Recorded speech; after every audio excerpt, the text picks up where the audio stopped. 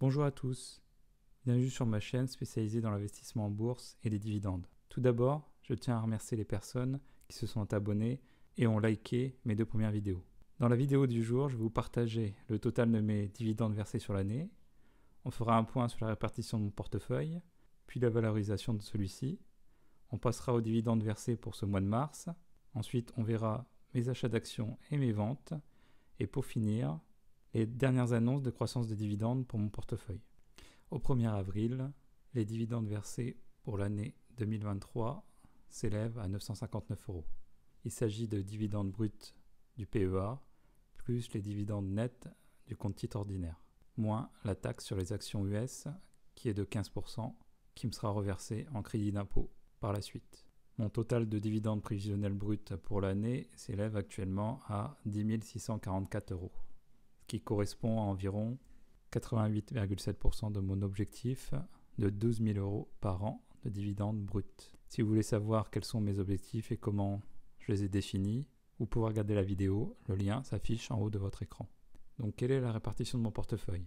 Pour cela, je vais vous montrer les graphiques du site Morning que j'utilise de manière partielle.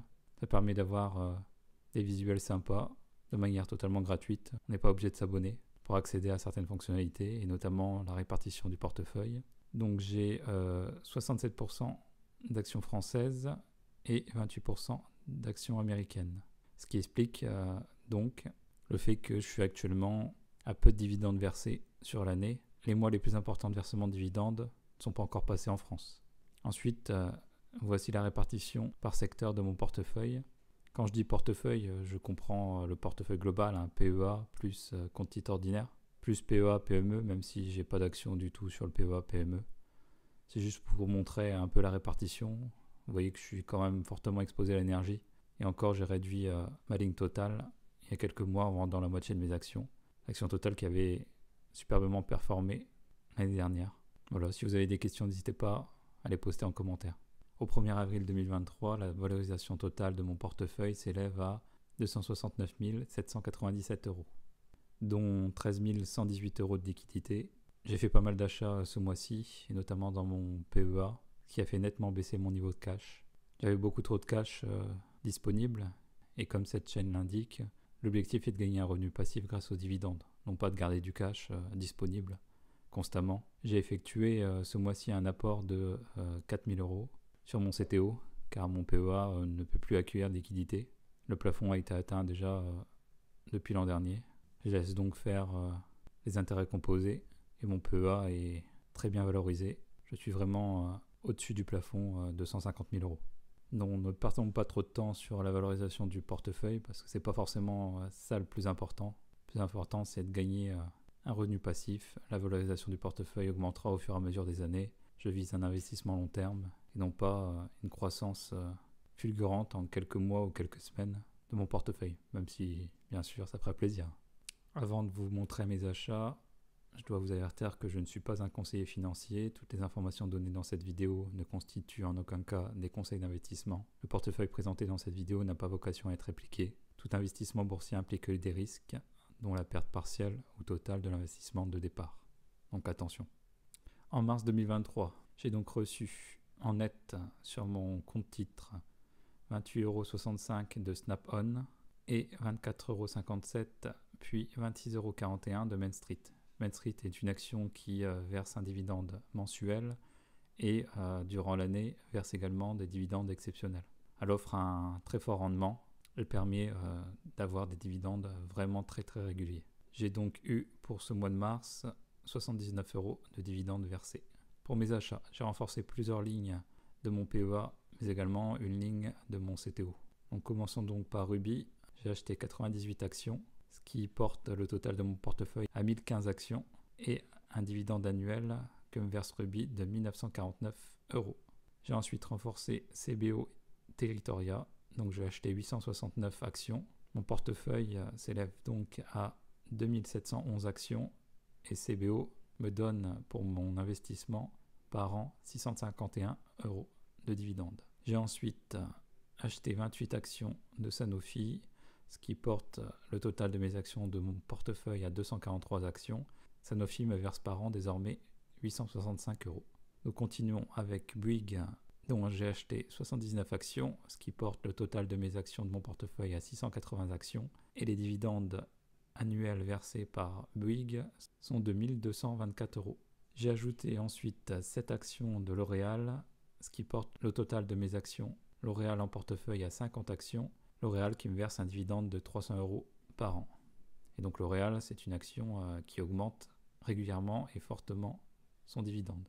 J'ai acheté également 139 actions d'OB, donc qui sont venues renforcer ma position. J'ai un total de 254 actions en portefeuille et OB me verse un dividende de 305 euros. Et pour finir, j'ai acheté 58 actions de Best Buy qui est venu renforcer ma position. J'ai donc 193 actions au total dans mon portefeuille de Best Buy pour un dividende annuel brut de 653 euros. Bien sûr, Best Buy me verse le dividende en dollars et donc les dividendes annuels de Best Buy varient en fonction de la paire euro-dollar à l'heure où je touche mes dividendes. Donc pour résumer, j'ai fait pas mal d'achats ce mois-ci. Donc pour rappel, je suis focalisé sur la création d'un revenu passif et donc je veux absolument toucher des dividendes cette année et pas garder du cash et du cash qui stagne dans mon portefeuille et ne me rapporte pas de dividendes et donc qui ne va pas faire grossir ma boule de neige pour arriver à mon objectif de 12 000 euros par an de dividendes. Donc mes achats pour ce mois-ci m'ont permis d'augmenter mes dividendes bruts annuels versés de 1043 euros. Donc pour information, je suis dans une phase d'accumulation, donc vous allez avoir peu de ventes. J'essaie de faire des mouvements de vente en tout cas de manière peu fréquente. J'ai par exemple vendu pas mal de lignes en début d'année pour restructurer mon portefeuille et revoir mon objectif de rendement. Mais du coup, j'ai très peu de ventes à effectuer durant l'année. C'est vraiment si l'action explose et je vois que c'est une action qui n'ira pas du tout plus loin que son cours actuel, ou pour rebalancer vers une autre action qui offre un rendement bien meilleur et bien plus sûr. Pour les news de ce mois-ci, nous avons donc OB qui augmente son dividende de 9,09% et cette croissance va me permettre d'avoir 25,4 euros supplémentaires tous les ans. Il y a ensuite Best Buy qui augmente son dividende de 4,5%. Best Buy qui augmente son dividende déjà depuis plusieurs années avec un dividende assez sûr, même si la période actuelle n'est pas propice finalement à ce que les personnes dépensent leur argent dans du matériel électronique, mais sur le long terme, pour moi, ça reste un bon investissement. La croissance du dividende de Best Buy me permet donc de rajouter, à l'heure où je vous parle, 28 euros annuels à mes dividendes versés. Nous avons ensuite la société Ruby qui augmente son dividende de 3,23%. Je suis fortement exposé sur Ruby. Ruby est une action que pas mal d'entre vous, je pense, possèdent parce que le rendement actuel est très très important et la croissance dividende se fait année par année. J'espère que Ruby va pouvoir revenir à un moment donné à des niveaux d'il y a quelques années en termes de valorisation de l'action. Donc cette croissance du dividende me permet de rajouter 60,9 euros à mes dividendes annuels. Nous avons ensuite CBO Territoria, qui malheureusement n'augmente pas son dividende. Le dividende reste stable, mais en même temps il continue à être distribué. Et on sait très bien que les actions à un fort rendement ont peu de croissance des dividendes. Nous avons passé la grande période des annonces d'augmentation de dividendes, notamment pour la France. Aux États-Unis, c'est un peu différent. Mais du coup, on va avoir un peu moins de news concernant les croissances des dividendes des différentes actions, et notamment françaises. Toutes les actions de mon portefeuille PEA ont annoncé leur hausse, voire le maintien de leurs dividendes à un niveau stable. Les augmentations de mes dividendes m'ont permis ce mois-ci d'ajouter 114 euros à mes dividendes versés annuellement, ce qui est une bonne chose. Donc en conclusion, pour le mois de mars 2023, j'ai reçu 79 euros de dividendes. Suite aux achats effectués, j'ai rajouté 1043 euros à ma prévision de dividendes versés annuellement, ce qui me rapproche de plus en plus de mon objectif de 12 000 euros par an de dividendes versés bruts. Et la croissance de mes dividendes m'ont permis d'augmenter de 114 euros mes dividendes versés sur l'année. Je voudrais faire un point sur le fait qu'il ne faut pas se compliquer trop la vie pour l'investissement, notamment à long terme. Plus vous simplifiez les choses, c'est-à-dire que l'objectif est de réinvestir la liquidité qu'on a avec les dividendes pour créer cet effet boule de neige et aussi travailler de manière importante pour ajouter des liquidités et permettre l'achat régulier d'actions. Vous n'arriverez jamais à timer le marché.